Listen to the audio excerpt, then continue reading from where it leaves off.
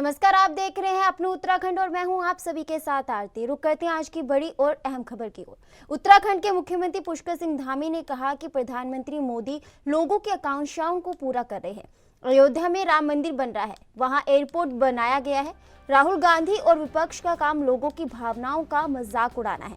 वे नहीं चाहते थे कि राम मंदिर बने और इसलिए वे इसे सहन नहीं कर पा रहे हैं।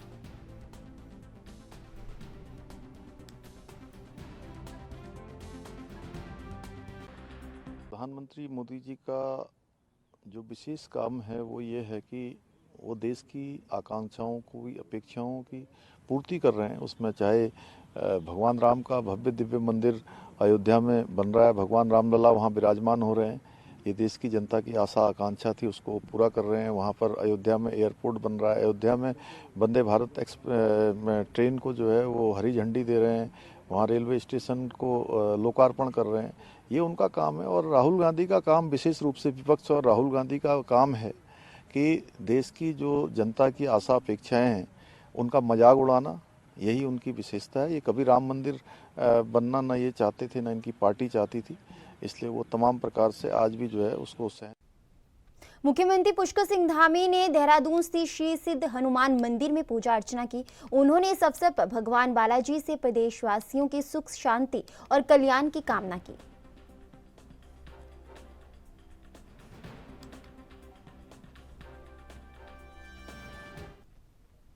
प्रधानमंत्री नरेंद्र मोदी के मन की बात कार्यक्रम पर उत्तराखंड के मुख्यमंत्री पुष्कर सिंह धामी ने कहा कि मन की बात कार्यक्रम में 108 संस्करणों के लगातार प्रधानमंत्री मोदी ने देश को जोड़ने की बात की है और देशवासियों के मन में क्या चल रहा है उसे हमारे सामने लाने का काम किया है। साथ ही पीएम मोदी ने ऐसे अनेकों लोग जो वर्षों से कोई साधना या शोध कर रहे थे और जिन्हें पहचान नहीं मिली थी, उनको भी आगे लाने और प्रोत्साहित करने का काम किया है।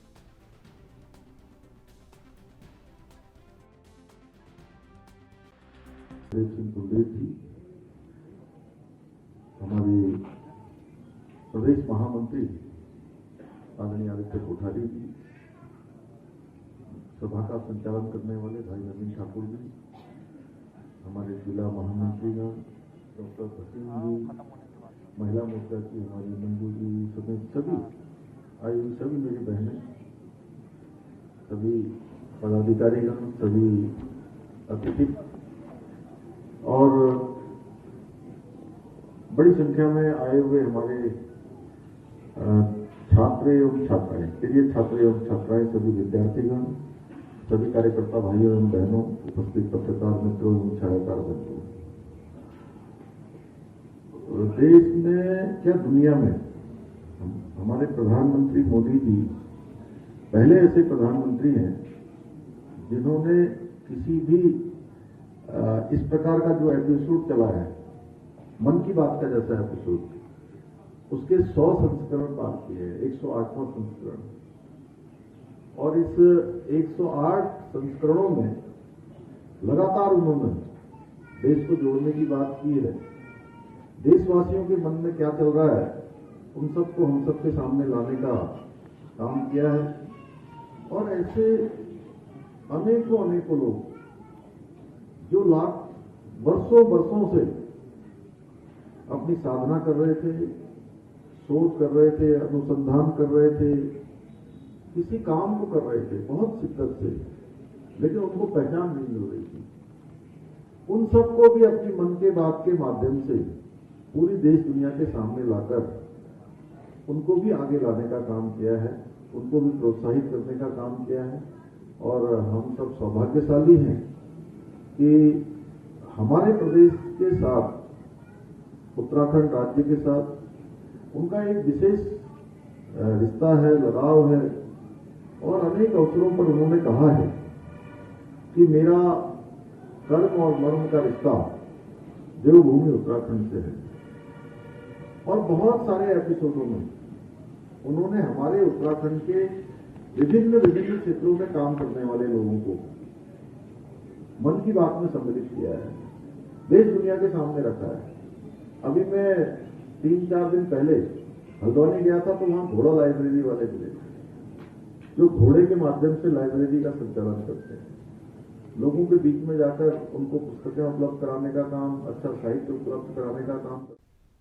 उत्तराखंड के प्रदेश के मुख्यमंत्री ने पुष्कर सिंह धामी ने साल 2024 से पहले काशीपुर को नए साल का तोहफा दिया है। बता दें कि शहर में लंबे समय से प्रतीक्षित मल्टी स्टोरी पार्किंग के निर्माण को सीएम धामी ने स्वीकृति दे दी है। मुख्यमंत्री पुष्कर सिंह धामी के निर्देश पर ग्रामीण निर्माण विभाग द्वारा मल्टी स्टोरी पार्किंग के लिए आगन धन की स्तुति को स्वीकार करते हुए शासन ने 17 करोड़ 98,99,000 रुपए के बजट को स्वीकृति दे दी है और राज्य वित्त विभाग से निर्माण कार्य की 40 धनराशि अर्थात 7 करोड़ 19,59,000 की धनराशि भी प्रथम किश्त के रूप में अवमुक्त कर दी है।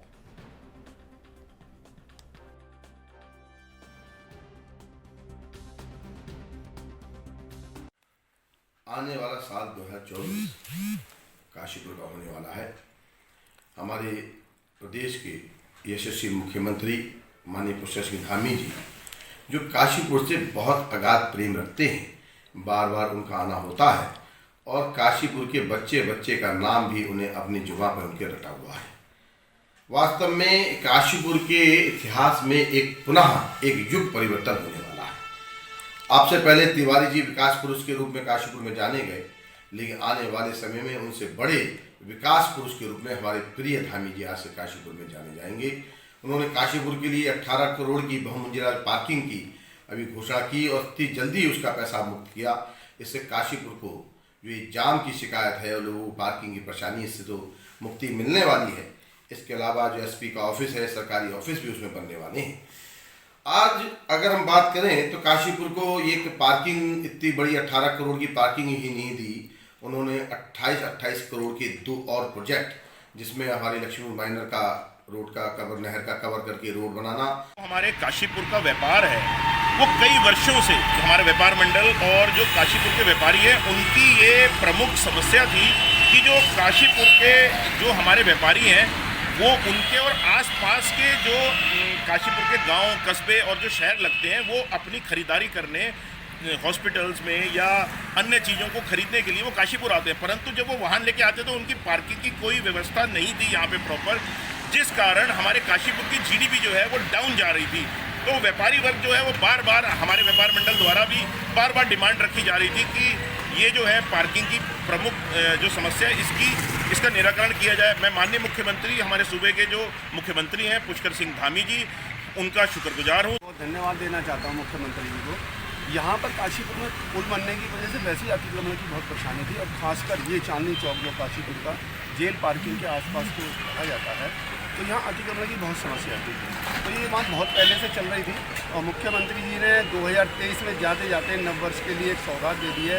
18 करोड़ रुपए उन्होंने यहाँ पर जो है घोषणा की है और घोषणा के साथ ही उनकी किस्त भी जो है उन्होंने शुरुआत कर दी है। तो यहाँ पर बाहर बहुत पार्किंग है, पार्किंग की अव्यवस्था है, अतिक्रमण बहुत ज़्यादा है और लोग बहुत परेशान हैं। पूरे काशीपुर में मुझे लगता है कि कोई भी इतनी बड़ी पार्किंग नहीं है और गाड़ियाँ ज़्यादा हैं, तो अतिक्रमण की जो परेशानियाँ हैं वो ऑटोमेटिक में ख़त्म हो जाएंगी। और मैं धन्यवाद देना है, बहुत बड़ा ये प्रोजेक्ट है और मेरे इस एरिया के लिए और काशीपुर के लिए, चांदनी चौक के लिए ये बहुत अच्छी बात। फिलहाल यहाँ रुकेंगे छोटे से ब्रेक के लिए, ब्रेक के बाद फौरन लौटेंगे।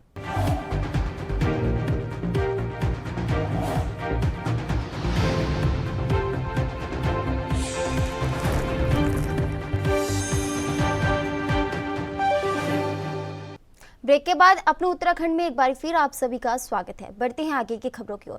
कांग्रेस के प्रदेश अध्यक्ष करण महारा ने धामी सरकार पर निवेशकों को लेकर दोहरा मापदंड अपनाने का आरोप लगाया है। इस पर बीजेपी के प्रदेश प्रवक्ता विनोद सियाल ने कहा कि मुख्यमंत्री पुष्कर सिंह धामी के नेतृत्व में उत्तराखंड प्रगति के पथ पर अग्रसर है। जो निवेशक उत्तराखंड में आने वाले हैं और जिनके साथ एमओयू साइन हुए हैं और धरातल पर उनकी ग्राउंडिंग भी हो चुकी है, ऐसे समय में कांग्रेस को जिम्मेदार विपक्ष की भूमिका निभानी चाहिए। उन्हें निवेश के इस वातावरण में उत्साह पैदा करना चाहिए, ना ही लोगों का मनोबल तोड़ना चाहिए।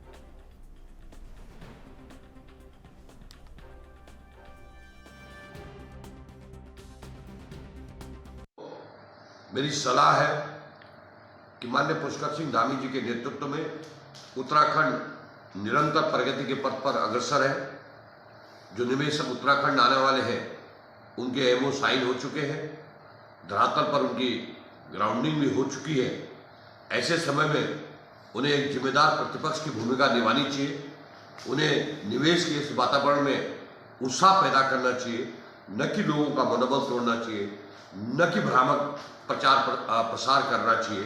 क्योंकि उत्तराखंड का विकास होगा तो भारतीय जनता पार्टी का नहीं होगा, ये उत्तराखंड के आम जन का होगा, यहाँ के युवाओं का होगा, यहाँ की महिलाओं का होगा, यहाँ के सबका होगा। इसलिए कांग्रेस को थोड़ा सकारात्मक सोचना चाहिए। लगातार एक ओर तो सरकार कह रही है कि हम राज्य में निवेश लाएंगे, निवेशकों को आमंत्रित कर रहे हैं, इन्वेस्टर मीट कर रहे हैं। दूसरी ओर जो है रामनगर के पास जो एक रिसोर्ट संचालक है, वहाँ पर पुलिस ने उनके साथ बड़ी भारी अभद्रता की, उनको जो है झूठे मुकदमे में फंसाने का काम किया, रात भर जो है उनको लॉकअप में रखा। और जब मामला हाई कोर्ट तक पहुंचा तो माने हाई कोर्ट ने मामले की गंभीरता को देखते हुए वहाँ के जो है थानाध्यक्ष को निलंबित करने का काम किया और 3 दिन बाद वो बहाल हो जाते हैं और उसी थाने में उनकी दोबारा से पोस्टिंग हो जाती है।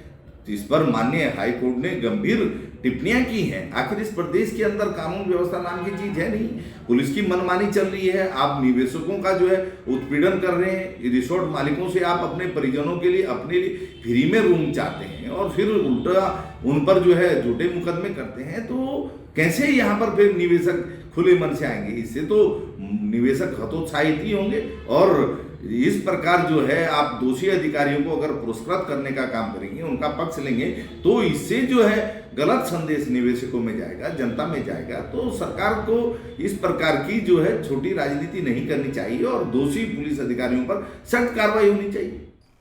कांग्रेस के मुख्य प्रवक्ता गरिमा महाराज दोसानी ने उत्तराखंड की राजधानी देहरादून के कांग्रेस मुख्यालय में प्रेस वार्ता कर चंपावत में भाजपा के मंडल अध्यक्ष कमल रावत पर नाबालिग से दुष्कर्म मामले को लेकर बीजेपी से जवाब मांगा है। वहीं इसके साथ ही गरिमा दोसानी ने आरोप लगाया कि सत्ता पक्ष के दबाव में पुलिस ने आरोपी के खिलाफ मुकदमा दर्ज नहीं किया और 8 घंटे तक पुलिस ने पीड़ित परिजनों को बिठाए रखा। वहीं दूसरी तरफ भाजपा प्रदेश प्रवक्ता हनी पाठक ने कहा कि ऐसी वारदात पर समस्त भाजपा खेद व्यक्त करती है। साथ ही उन्होंने कहा कि बीते समय हल्द्वानी के नन्ही परी मामले पर कांग्रेस के पदाधिकारी और सांसदों ने बयान दिया था कि मर्दों का प्रदेश बलात्कार तो होगा ही, जिसे देखते हुए कांग्रेस कहीं पर आक्रोश और कहीं पर खामोश की राजनीति कर रही है।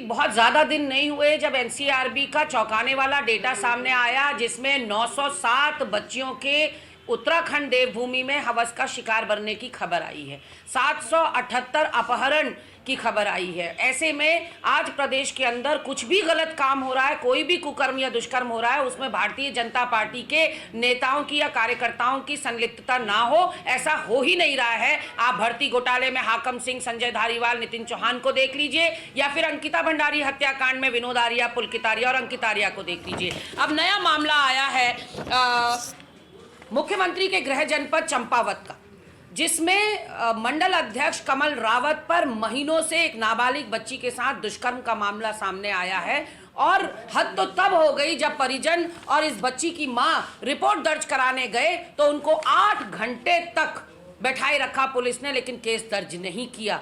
और 8 घंटों के लंबे संघर्ष और जद्दोजहद के बाद इनका केस भारी जनदबाव में दर्ज करना पड़ा, क्योंकि वहां जनता काफी संख्या में एकत्रित हो गई थी। इन पर अब गंभीर धाराओं में मुकदमे लगे हैं। इसका क्या जवाब है भारतीय जनता पार्टी के नेताओं और कार्यकर्ताओं और प्रवक्ताओं के पास, ये हम जानना चाह रहे हैं। बिल्कुल बहुत ही ज़्यादा गलत काम हुआ है, ये घृणित कार्य है और इसको लेकर हमारी पार्टी के सभी पदाधिकारी और पूरा हमारा भारतीय जनता पार्टी परिवार खेद व्यक्त करता है। लेकिन इस तरीके से कहना कि वो मंडल अध्यक्ष है, ये है, वो है, इस चीज़ का फैसला कोर्ट करेगा और कोर्ट जो भी फैसला करेगा उसका हम लोग स्वागत करेंगे। और पार्टी किसी भी प्रकार से किसी भी दोषी को बचाने का कार्य नहीं करती है और ना कभी करेगी। लेकिन जहाँ तक विपक्ष सवाल उठाने की बात कर रहे हैं, तो हल्द्वानी में एक नन्ही परी नाम का केस हुआ था, उसमें कितने धरने प्रदर्शन लोगों को करने पड़े थे, तब 1 हफ्ते बाद जाकर FIR हुई थी। उस चीज़ को भी देखें। और जो ये लोग इतनी बड़ी बड़ी बातें करते हैं, इनके पदाधिकारी हैं, सांसद भी रहे हैं, उन्होंने एक बयान दिया था कि मर्दों का प्रदेश है, बलात्कार तो होंगे ही। तो पहले अपनी पार्टी में झांकें और बेटी बेटी में फर्क ना करें, कहीं पर आक्रोश और कहीं पे खामोश वाली राजनीति ना करें। जब पश्चिम बंगाल में एक टीचर को नग्न करके दौड़ाया गया था, परेड करी गई थी, तब वो चुप क्यों थे?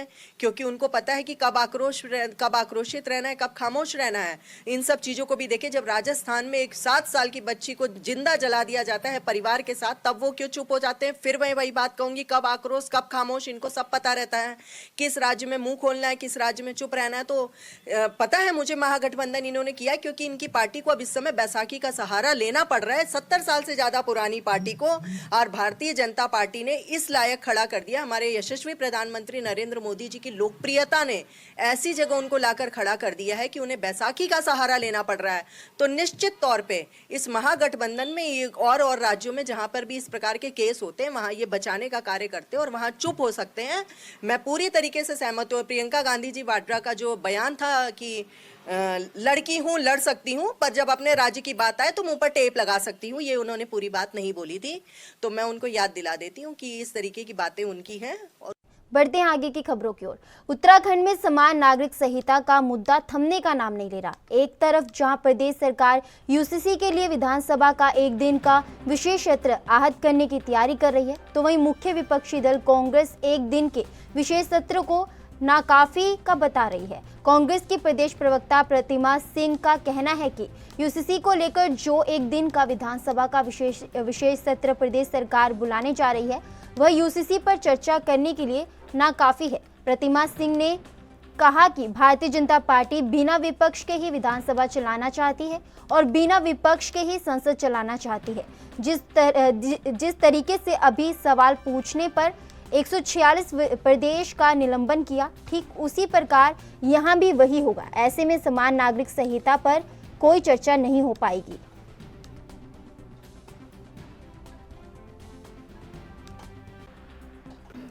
देखिए, मुझे लगता है ये एक चुनावी जुमला था जो कि उन्होंने देने का कार्य किया था आखिरी मौके पर, और ये उनके घोषणा पत्र में भी नहीं था। और यूसीसी की रही बात, तो इसका समर्थन कांग्रेस पार्टी ने हमेशा किया है। ये खुद, अगर आपने कभी भी संविधान सभा की बहस सुनी होगी तो खुद ये बाबा साहब भीमराव अम्बेडकर ने खुद कहा था कि जब जो है पूरा देश और देश की जनता यूनिफॉर्म सिविल कोड के लिए तैयार हो तो यूनिफॉर्म सिविल कोड को लागू कर देना चाहिए। ये भी कैसे कर सकते हैं? प्रदेश में आप कैसे लागू कर लेंगे? आपको इसके लिए केंद्र से अनुमति लेनी पड़ेगी, केंद्र जाना पड़ेगा। तो मुझे लगता है ये सिर्फ दिखावा है। जनता का जो ध्यान है वो महत्वपूर्ण मुद्दों से भटकाने के लिए धामी जी ये इस तरीके के जो प्रयास है वो कर रहे हैं।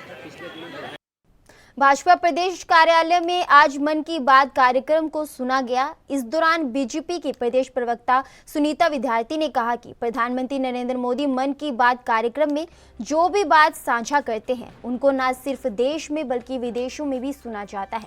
इससे सभी को प्रेरणा मिलती है। उन्होंने कहा कि आज की मन की बात कार्यक्रम में आर्टिफिशियल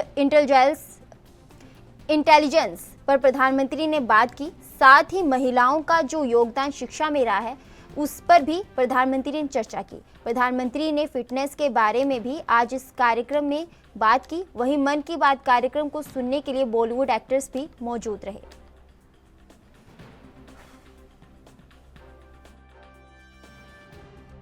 देखिए, माननीय प्रधानमंत्री जी ने आज मन की बात के 108वें संस्करण को हमने सभी ने सुना, और माननीय प्रधानमंत्री जी जिस प्रकार से हमेशा जितनी भी जो बातें वहाँ डिस्कस करते हैं, जानकारियाँ साझा करते हैं, उससे बहुत प्रेरणा हमें मिलती है। और पूरा देश ही नहीं, विदेशों में भी मन की बात के कार्यक्रम को सुना जाता है।